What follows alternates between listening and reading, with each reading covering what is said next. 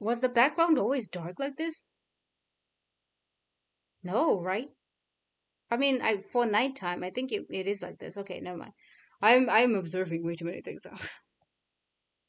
I closed my eyes and took a deep breath. And we got kidnapped. What? Yeah, I said, what the fuck? It wasn't real. It was not real. None of it happened. Noel. We love Noel. We love Noel. Let's go. It's late.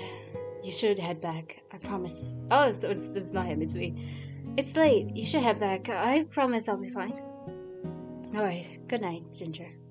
He said our name. He waited until I closed. He waited until I closed the door. Until I closed the door behind me before I heard his retreating footsteps down the hall. I closed the door behind me and leaned against it for a moment, exhaling slowly. The apartment was dark and quiet. I kicked off my shoes, made my way to my bedroom, and let myself collapse on the floor. Oh, onto the bed, sorry. I just read what my brain generated, okay. The room spun just slightly, but the softness of the sheets grounded me. I pulled the blankets over myself and let sleep take me.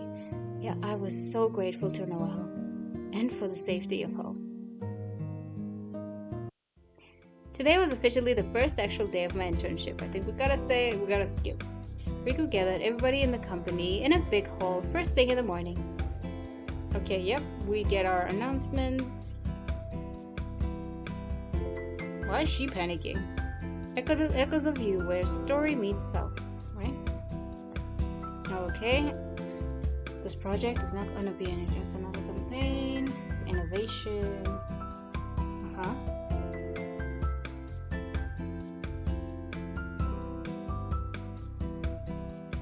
Okay, yeah, I think we can skip. This is basically the intro for the new project. And our wonderful baby boy is a graphics designer. There he is! Ren will be assisting you for this. Specifically with coming up with interactive multimedia concepts and whatever else you might need. Okay. Complete delays the project. Okay, we end up having to choose blah blah blah. Oh my goodness. I'm not reading all of this again. We've seen this again. Ooh! Okay, so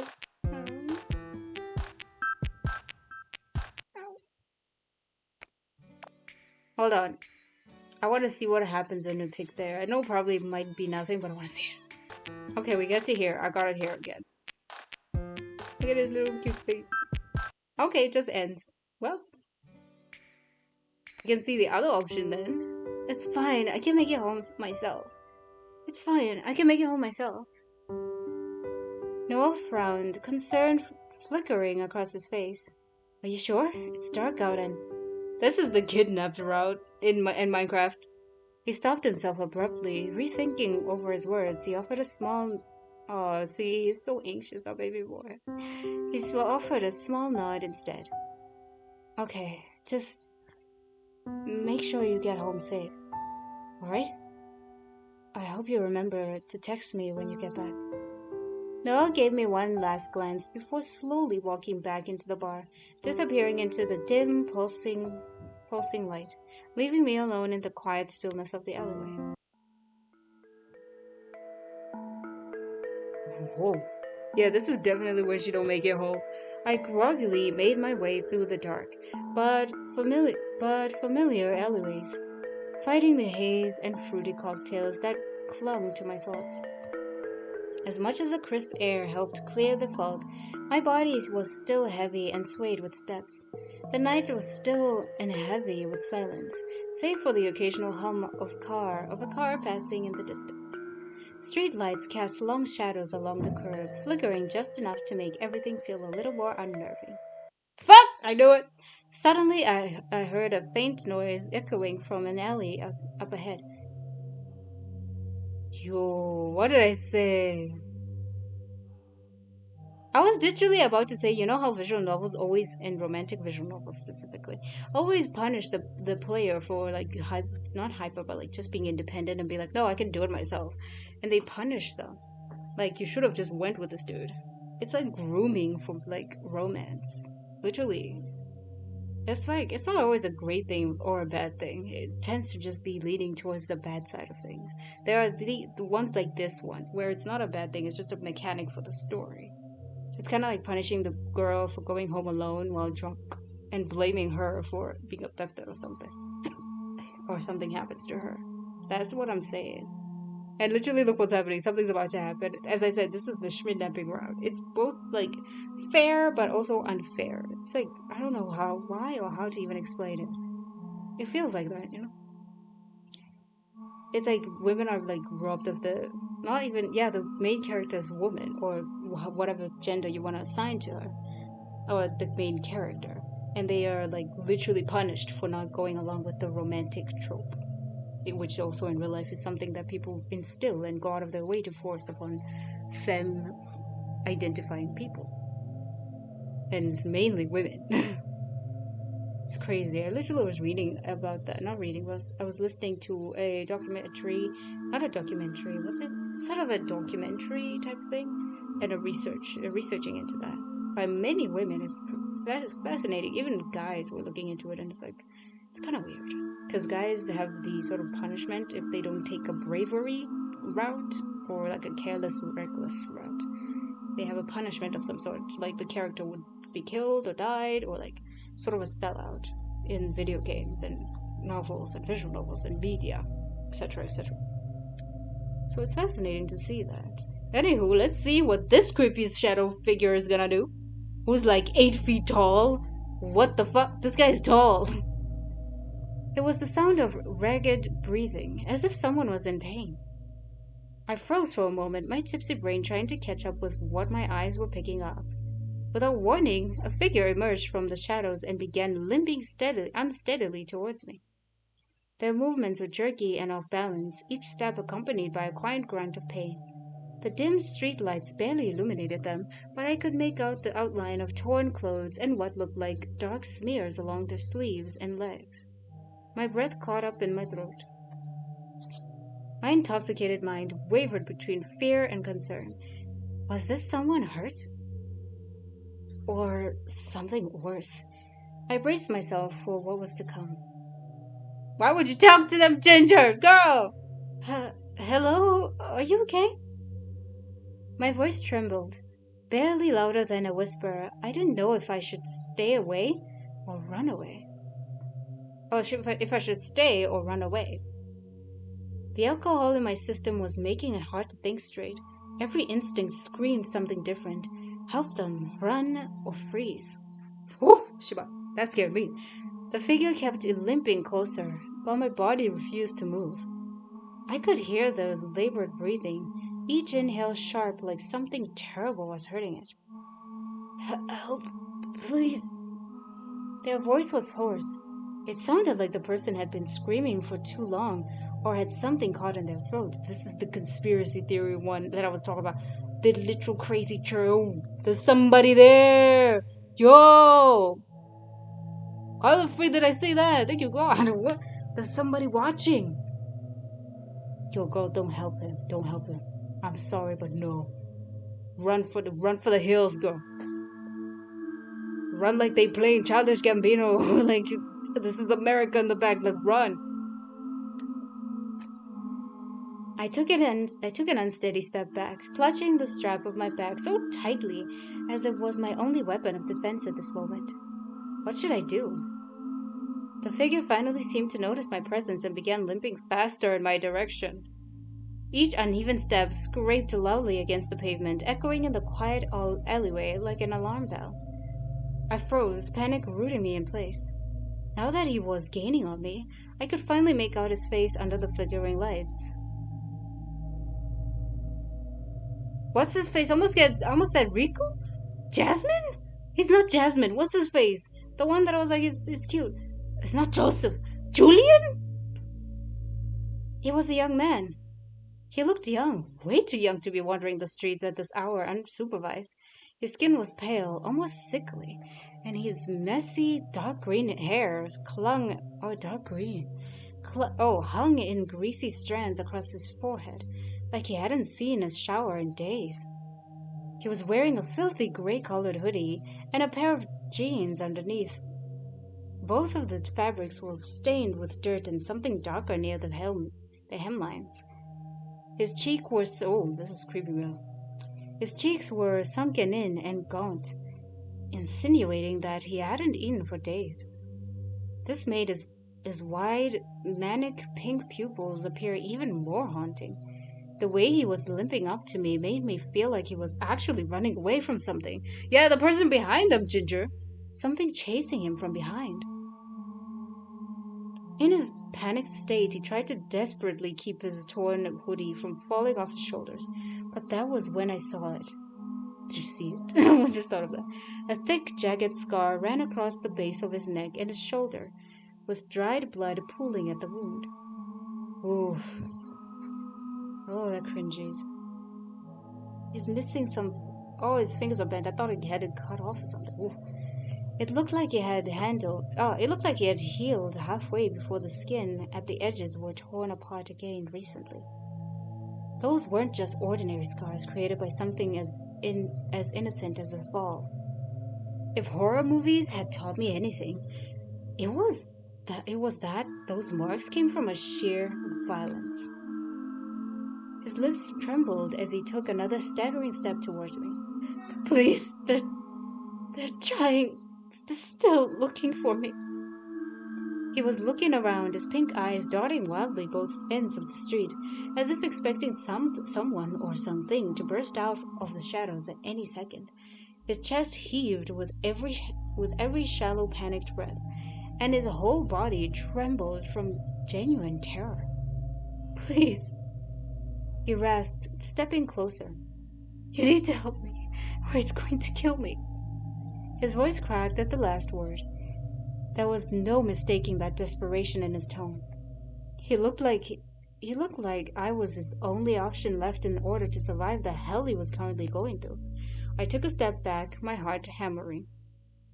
My mind was still sluggish, but trying hard to catch up to everything that was happening in front of my eyes right now. Who was he? Was this some drunk hallucination, or was I about to get pulled into something dangerous? Definitely the last one, Ginger. The next second, the kid grabbed my wrist like it was the last thread keeping him tethered to life. However, his grip was weak, clammy, and trembling. Please, save me. Don't move. It's going to be okay. Let me call the police. I immediately rummaged through... Maybe the police are connected to Ginger! I immediately rummaged through my bag, fingers fumbling fast, receipts and keys, as I searched for my phone.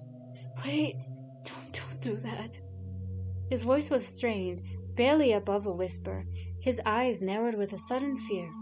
If you do, he'll... Ugh! His entire body tensed before he doubled over on the pavement. One arm clutching his stomach, the other covering his mouth as a muffled groan escaped him. Shit, it hurts so bad. His voice trembled. You can't call the police. They're useless. Then how can I save you? He leaned a slim frame against a nearby wall, desperation etched into his face. I just need a place to hide from him. Ooh, who's him? My mind raced with all sorts of solutions to help the poor guy. If the police were no use, then what else? Get this guy treated first? Maybe call an ambulance? When I turned my gaze back to him, I noticed that his head had slumped down to his torso. Oh no. He was looking at his hand, which was currently stained with blood and forming a small pool of blood underneath his sneakers. It seemed like his movements had opened fresh wounds all over, and he was now losing blood fast. His breath hitched. No. I hadn't even realized how much he was bleeding until now. His mouth was leaking blood, too. Wait, please calm down. I can call an ambulance. We'll get you somewhere safe. It's going to be all right. He found me.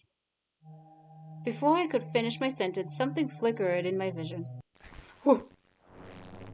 Eh? Eh? The aliens got him. Get your tinfoil hats, Chad. What just happened? His body jerked, then started glitching like a corrupted video feed. A flicker of static, a distortion in the air. And then nothing. He was gone.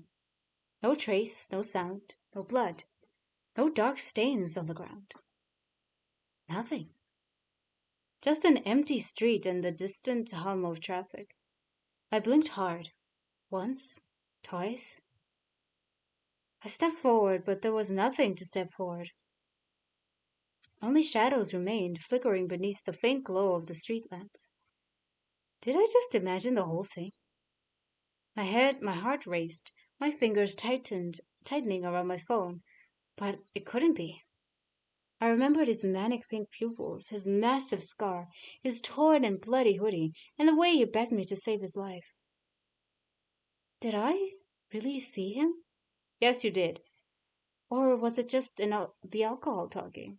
I was thinking of some weird projector thing they do and people see it, get targeted, and get kidnapped or something. I don't know. I was thinking that. A breeze blew by, brushing against my cheek like a gentle nudge. There was no sign that anyone had ever been here at this hour but me. My mind was really good at playing tricks on me at late at night. Or maybe he was never real to begin with. Oh, I get it. They're trying to brainwash us. As I said, it's like a projection thing they do and then they get the person. Oh, shoo. Okay. Passing through the alleyway, I wrapped my arms around myself. The air had grown colder than I was used to. Every step I took echoed in the narrow passage, making me feel really uneasy. My pace quickened from the unease still curling in the pit of my stomach. Whatever that was back there, real or not, I prayed it didn't come back again. I couldn't afford another jump scare in my current mental state. A few moments later, my apartment building finally came into view. It was a familiar beacon at the end of this quiet street. The warmth and safety of my home hit me immediately. I was finally safe, or at least that was what I kept telling myself. After showering away the leftover traces of the night, I sleepily trudged to my bed. The moment my head touched the pillow, the strange kid's face appeared in my mind again. I tried to recall all of the features I could remember. The scar, those frantic pink eyes, the green hair as well, girl. But the details seemed to slip through my fingers like sand. The more I tried to remember, the more it felt like a fever dream, or just a drunken hallucination. Maybe it really was just my imagination. I was probably just overthinking things. That's all. Was the background always dark like this? No, right? I mean, for nighttime, I think it is like this. Okay, never mind. I'm observing way too many things now. I closed my eyes and took a deep breath. And we got kidnapped. Ah! Yeah, I said, what the fuck? It wasn't real. It was not real. None of it happened. It happened. Oh my god, I was not expecting that. And with that in mind, I let the silence of the night carry me into a restless slumber. Ooh. What the fuck do you mean? Yo, what is happening? Today was officially the first actual day of my internship. We skipped Mr. Riku's part. If it is any, I'm gonna go slow just in case if there's something off.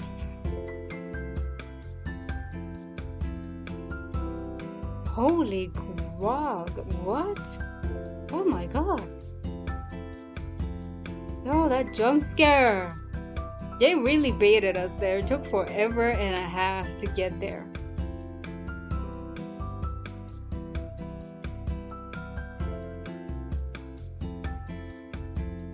Okay. Yo, I think the DLC probably has the rest of the game. I don't know. I don't know. It doesn't matter who you pick at the end, but wow! That was Noelle's route. That's crazy. Who knew that just you end up being like in this conspiracy theory? To be continued, babies. To be continued. Just walking home alone. Who knew that would be dangerous? Who the fuck knew, right?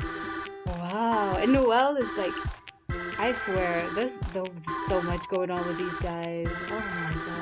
Oh my god, I cut myself off. I was saying I want to see more. Anywho. What the heck?